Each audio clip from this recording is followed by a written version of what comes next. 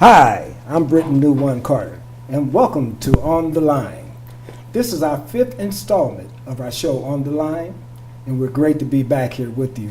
And we have with us tonight 2 very special guests. But before we get to that, let me remind you as to how to contact us. You can reach us on Facebook on the Line TV show, and also on Twitter, #On the Line. Tonight we have with us Ms. Kelli Prather. Thank you so much. We also have Mr. Greg Landsman. Thanks for having me. Thanks for being here. Yeah. You're welcome. Both of these are heavy hitters. Both of them are champions for the community. And you know, here on the Line, that's what we like to bring on here, are people that are constantly keeping it on the line. Mm-hmm. And these 2 very special people are doing just that. So why don't we start our show off with Ms. Kelli Prather. Well, thank you so much for having me, Britton. I am Kelli Prather. I'm an occupational therapist, and I'm a candidate for Cincinnati City Council. Britton, last year I ran for the United States Senate. I was in the Democratic primary, and I did really well. I threw my name in the hat 3 months prior to the election, spent less than $5,000, and got 144,000 votes statewide. I'm also a PhD student. I'm working on a PhD in public policy and social change with a specialization in MLK studies. So I'm really passionate about addressing the economic and health disparities in our community and just seeing how I can level the playing field so that Cincinnati is a fair, equitable city for all citizens. So thanks again so much for having me. Thank you. It's an honor. You're welcome. Kelli, and as a matter of fact, I think I met you a year ago. As you were, and it's kind of ironic. We were going to an event, and I think we both kind of got there at the same time. We kind of got there a little late. Yes. And it was on the steps of City Hall. Mm-hmm. And she hands me this card, and she said, "Hi, my name is Kelli Prather, and I'm running for Senate." So I found that really intriguing. And you got my vote that day. I'm sorry, I can't say vote, but Okay. you had my allegiance that All right. day. Well, thank you so Okay. much. I really appreciate that. Okay. Okay, great. Can you give us a little bit about your early childhood, your upcoming one? Yes. I am a product of the Cincinnati Public School System. I grew up in humble beginnings in Cincinnati Metropolitan Housing Authority. We lived in the neighborhood that's known as Millville. And then when we got the lottery, our family was one of the first families to win the lottery system through public housing. And so we got a house in Madisonville. So in terms of my education, I'm a first-generation college graduate, a small business owner. I have a home health agency here in Cincinnati, and I'm from Cincinnati, but I lived in New York City from 2005 until 2014. And while there, I started a professional corporation. So being from humble beginnings is kind of an honor, especially since the population that I'm really looking at helping are the vulnerable, marginalized, and low-income communities specifically, and middle class, because I think that I'm the perfect person to do that, because I'm literally that person who raised myself up by my bootstraps and started a small business. And so, you know, I know a lot of times in the school systems, we're taught to be employee-minded as opposed to employer-minded. And so my goal will be to help, you know, raise individuals from those vulnerable and marginalized communities to be more self-sufficient and teach them how to do that.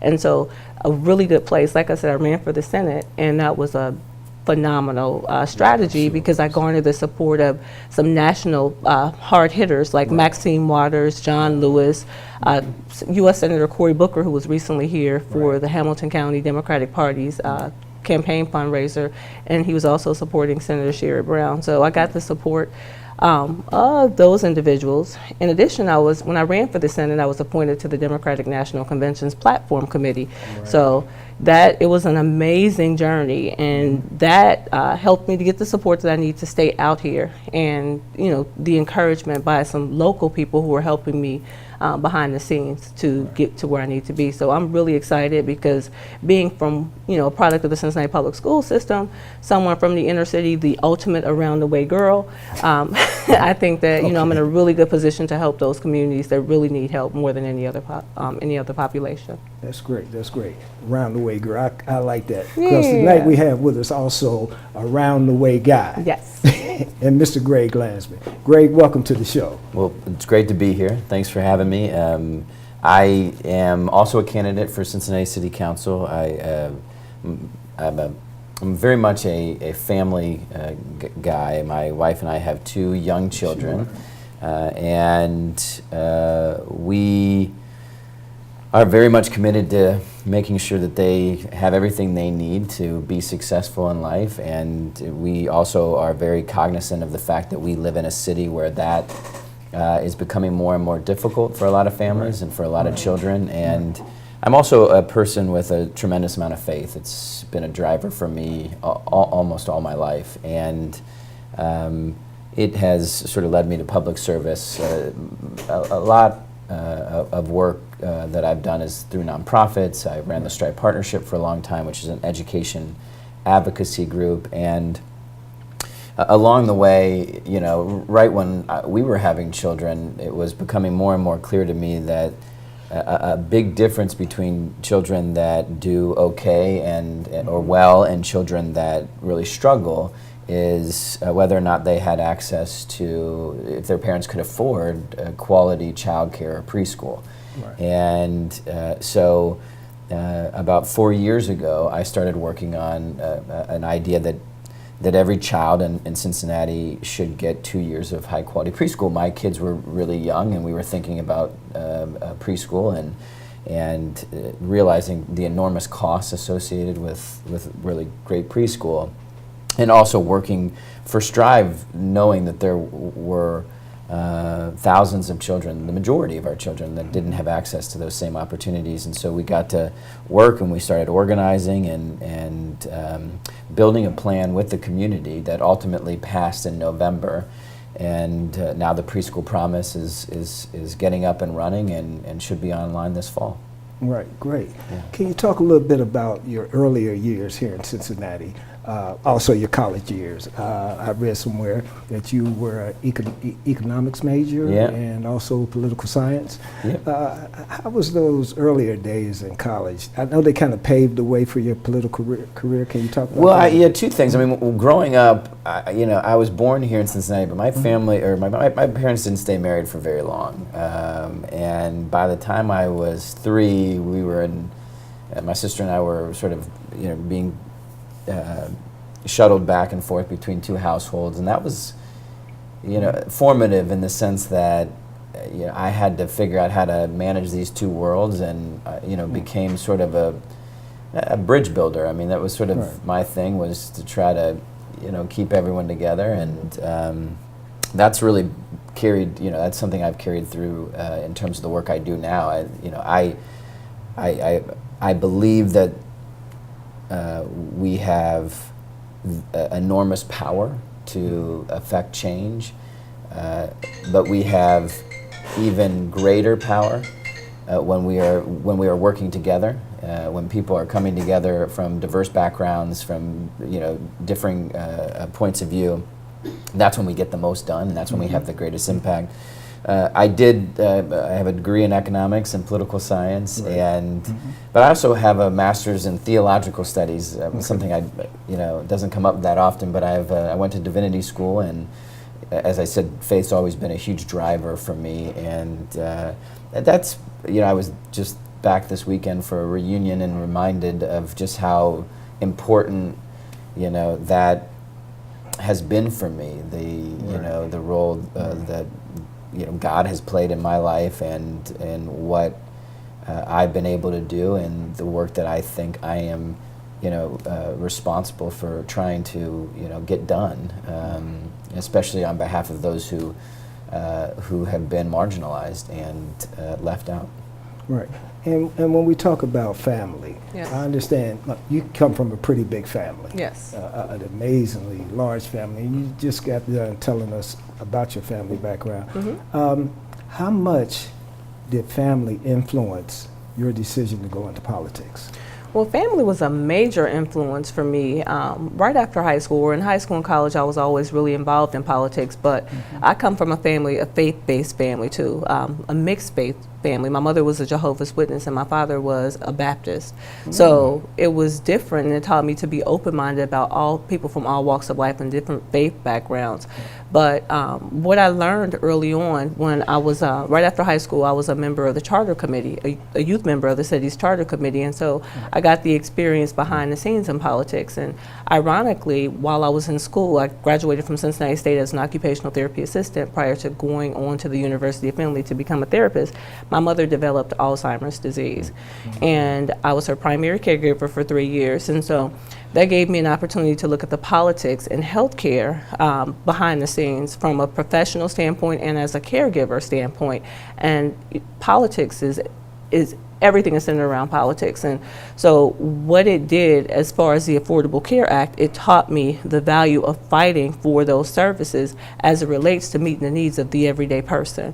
From a professional standpoint, I know that there's a lot of changes that would not only impact the workforce, but from a caregiver standpoint, it definitely would impact what the services that are provided to families and children and seniors. Absolutely. And so from a family standpoint, you know, again, I talked about the fact that we lived in metropolitan housing, and you know, my parents had to separate when I was younger because I had health problems, and at that time I lived in an era where we had lifetime maximums on jobs, and my father's insurance wouldn't pay for my kidney problems, and so we had to my parents separated so that they could get aid to dependent children at that time. Right. And so for that reason, that's one of the reasons why I'm a staunch supporter of the Affordable Care Act, because had it been around, our family could have stayed together. Absolutely. Our family could have stayed together. And so, you know, yesterday Congress repealed and replaced, or took a huge step in trying to repeal and replace Obamacare, Right. or the Affordable Care Act. And so for that reason, it's like, you know, to this day I'm still a fighter, because I know how it impacted our family personally. And from a professional standpoint, I know how, you know, the special interest groups, they capitalize on the kickbacks that they're going to get from privatizing insurance. And so we have to remain cognizant of issues like that. So it has a familial connection to me. Right. Greg, let me ask you, since we touched on the Affordable Care Act, and how do you see it affecting Cincinnati, and particularly personally? If the bill that the House passed yesterday becomes law, it will be devastating for Cincinnati. Right. It will mean that thousands of families will lose their health insurance, potentially tens of thousands of families. You know, lots of people may be able to keep their health insurance, but lots won't be covered.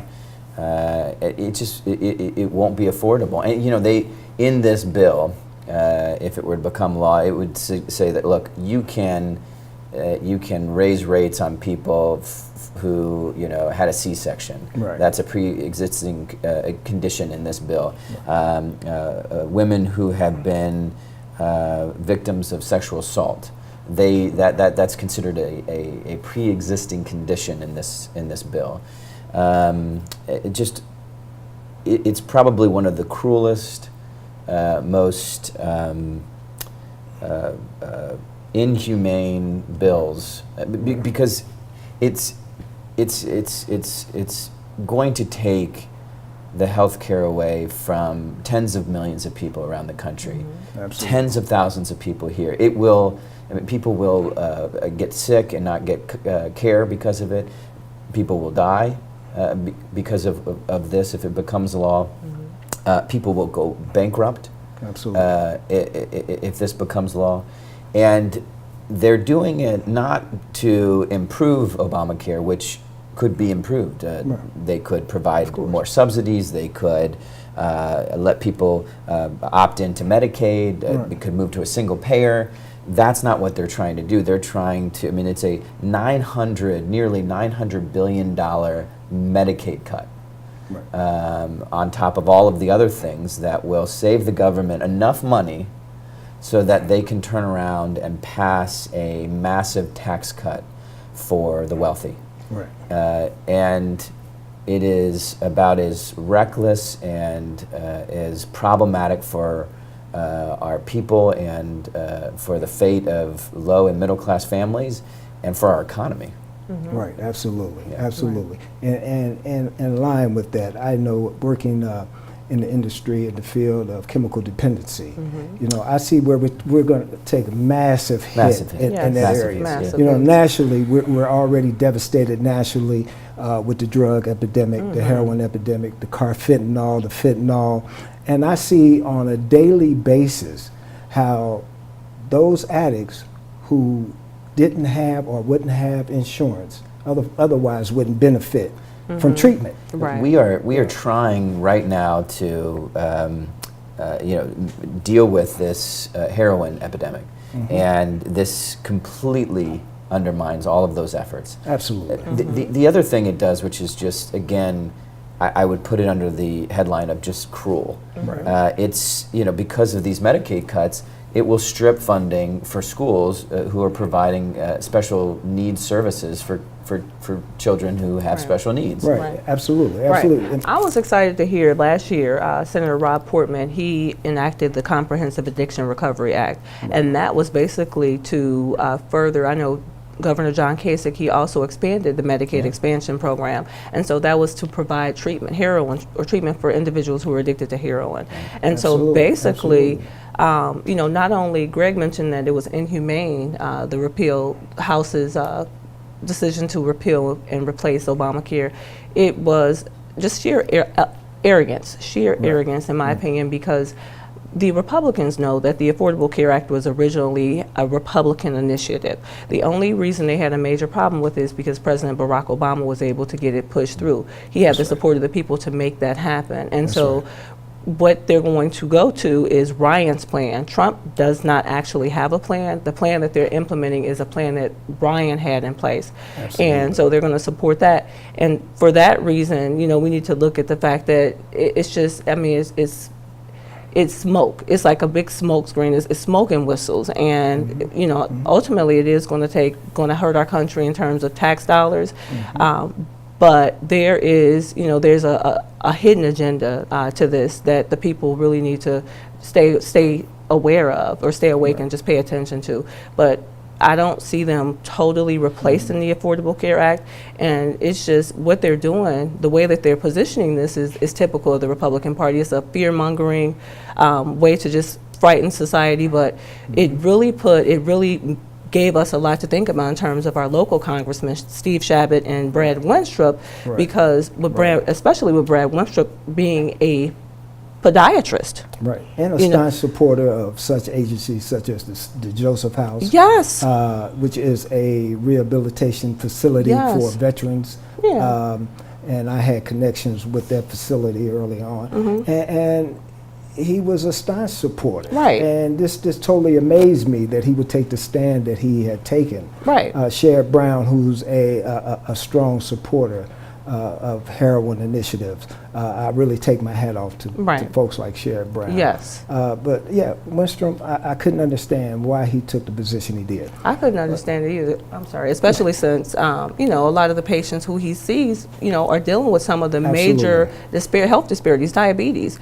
Take an individual who was reliant on the Affordable Care Act for treatment, and now they have to go to just a regular physician who is not aware of, or someone to cut their nails. I mean, that could basically lead to an amputation. So this is a serious issue. It definitely is. It definitely is. Yeah, I was just thinking back about a year ago, 2 years now. Our son had a big swollen lymph node on his throat. I mean, imagine a little 3-year-old, golf-sized thing on the side of his throat, and for a couple of days we were under the impression that it may be lymphoma or leukemia, and so they were running all kinds of tests, and we had health insurance, and then you just think if this bill becomes law, the number of children who wouldn't get the treatment that our son got it's cruel. I don't know any other word than to say it's just cruel. It absolutely is. So at this point, it's not law, so everything we can do to convince United States senators who might be on the fence to oppose it to do so, but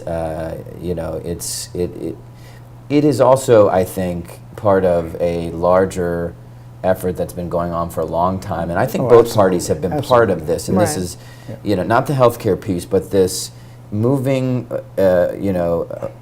investments away from low and middle class families Right. in a way that benefits those who already have a lot of They money. already That's have right. a lot of money. And it is creating a structurally imbalanced economy, one that will ultimately collapse.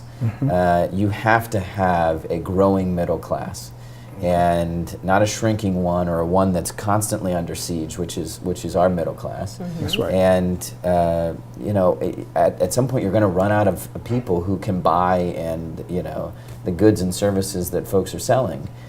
So and it's just it couldn't be more problematic in terms of our humanity, Right.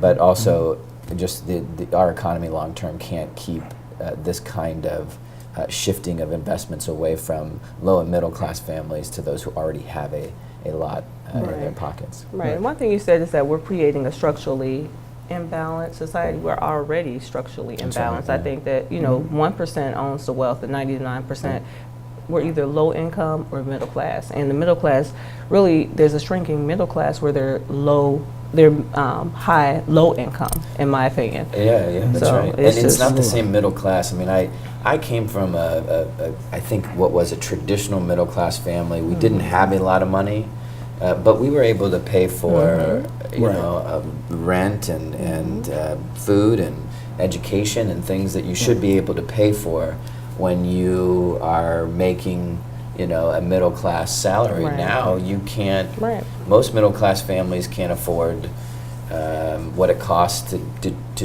do childcare or preschool or college. Right. And that's the middle class folks. Right. And we've got a growing number of people who are falling into poverty, and it's becoming harder and harder to get out of poverty, Right. especially in Cincinnati. Right. Right. And that to me is something that has to be a top priority for the next decade or two. Right. Yeah. And both of you are driven by helping children and Yes. helping preschool children. And, Yes. and both of you focus on the poverty issue, Mm-hmm. which is great. And that's why we have keeping it on the line, because that's keeping it on the line. And one of the things that I heard from both of you earlier when we were talking before the show started was we've gotten away from people in politics. Yeah. You know, how do we get back to serving the people as opposed to serving the political forces? How do we get back to that? Or Well, do we get back? I think it's possible to get back. I think that if we look around now at how the politicians operate, it's almost as if they want to be served as opposed to serving the public. I think that we need to go in with the mindset that we are not there to be served. We're there to be a public servant. And so, when you think about the term servant, a servant ultimately has a master. And so in our set, in where budding politicians and elected officials are concerned, they need to know that the people who they answer to their master are the people who they serve. And so we can't come off as being larger than life or, treating individuals as if they're insignificant, because they're not. But I'm a firm believer that what an individual does prior to getting into the office is an indication of what they're going to do once they're in that seat. And so it's really important to see what the politicians are. What saddens me is that I'm out in the community daily talking to people and, encouraging them to vote, doing a lot of civic engagement activities, and they're like, well, we don't know who to vote for because we never see these people until it's time to vote. Where these large agendas or initiatives are concerned, it's like they feel that they've been lied to and they've been bamboozled into supporting something that ultimately will not benefit them. And so I think that it's just important to just be open and honest and transparent with the benefits. And then once these initiatives are set forward, put out, if it's not, we need to put people in position where if it's not serving the people who it was outlined for, just to talk about, be transparent and honest and talk about what really happened with that initiative. So. Right. We've got about 5 minutes, and I'd like to take a couple of minutes for both of you all to answer this last question. Okay. And it's dealing with the recent gun violence in our city. Oh, yes. Okay. As we know, we've had some police violence incidents where there was violence and killings, and we have black-on-black killings in our city. Greg, what's your stand on the violence that's going on in our city today?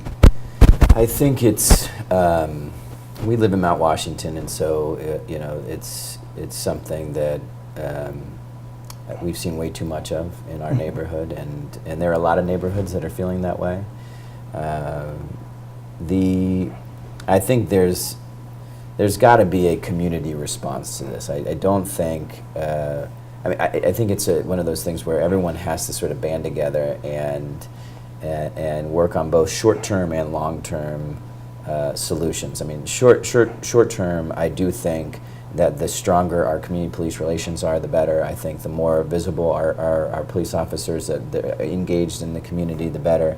I think that there's some technology that could be incredibly helpful. Right. Making sure that if there is a gun committed offense, that folks are clear about the penalties. That we maximize the federal laws